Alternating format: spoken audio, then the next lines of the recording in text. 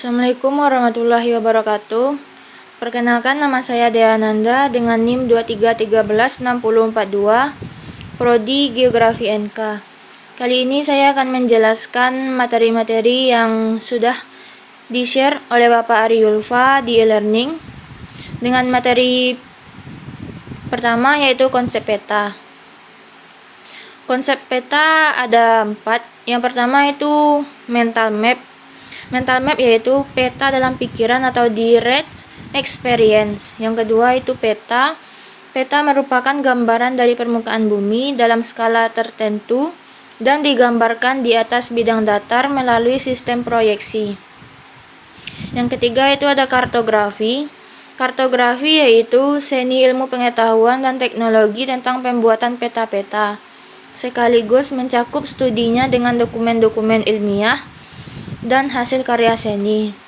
Yang keempat itu peta adalah suatu representasi atau gambaran unsur-unsur atau kenampakan-kenampakan abstrak objek-objek yang dipilih dari permukaan bumi atau yang ada kaitannya dengan permukaan bumi. Selanjutnya itu ada fungsi peta. Fungsi peta yaitu menunjukkan posisi atau lokasi relatif letak suatu tempat dalam hubungannya dengan tempat lain di permukaan bumi. Yang kedua, memperlihatkan ukuran. Yang ketiga, memperlihatkan bentuk. Yang keempat, mengumpulkan dan menyeleksi data-data dari suatu daerah dan menyajikannya di atas peta. Dalam hal ini, dipakai simbol-simbol sebagai wakil dari data tersebut, di mana kartografer menganggap simbol tersebut dapat dimengerti oleh si pemakai peta. Selanjutnya ada tujuan peta. Yang pertama untuk komunikasi informasi ruang. Yang kedua untuk menyimpan informasi. Yang ketiga digunakan untuk membantu suatu pekerjaan. Misalnya untuk konstruksi jalan, navigasi, perencanaan, dan lain-lain. Yang keempat digunakan untuk membantu dalam suatu desain, misalnya desain jalan dan desain sebagainya. Yang kelima untuk analisis data spasial, misal perhitungan volume dan sebagainya. Selanjutnya ada syarat peta yang baik, yaitu peta itu tidak boleh membingungkan. Peta itu harus dapat dengan mudah dimengerti oleh si pemakai peta.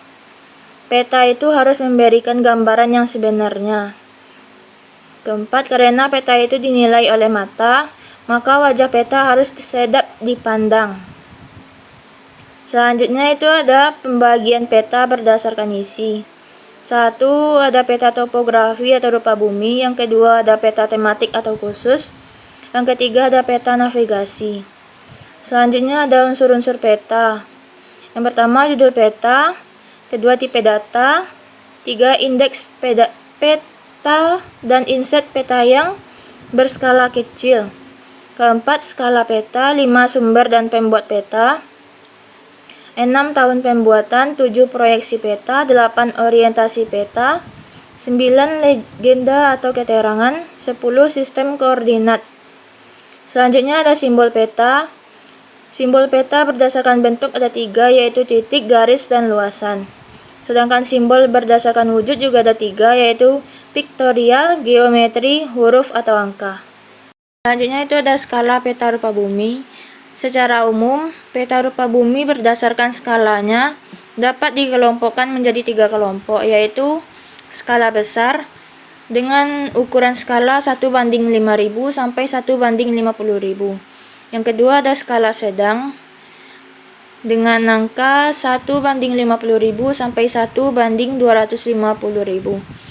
Yang ketiga ada skala kecil, yaitu dengan angka 1:250.000 dan lebih kecil. Nah, itu ada simbol peta. Simbol peta ada 3. Yang pertama itu peta merupakan kodifikasi dari semua unsur di muka bumi sehingga pemakai dapat berkomunikasi berdasarkan penyimbolan unsur-unsurnya.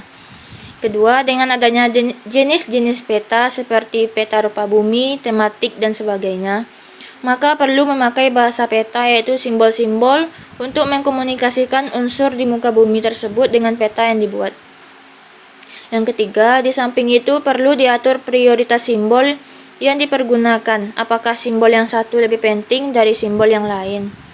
Selanjutnya, untuk mendesain satu simbol harus memperhatikan kepentingan. Yang pertama, kelompok pembuat peta, yaitu ada sederhana, mudah digambar dan teliti. Yang kedua, ada kelompok pengguna peta.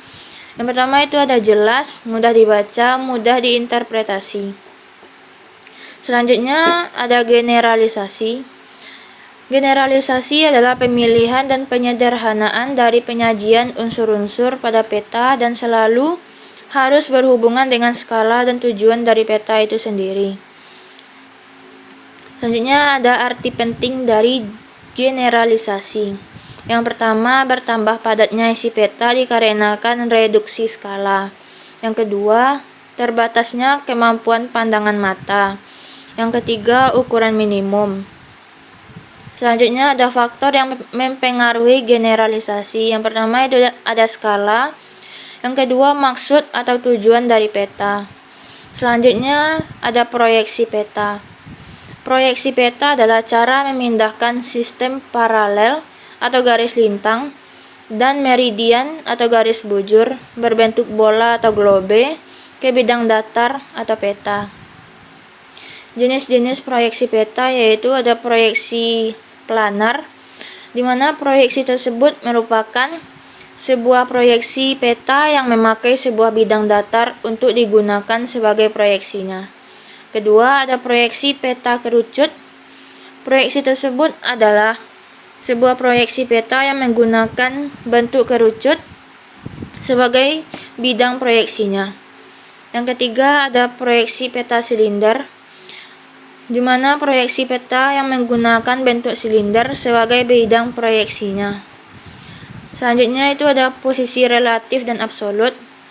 Lokasi absolut menunjukkan letak yang tetap terhadap sistem grid atau kisi-kisi koordinat.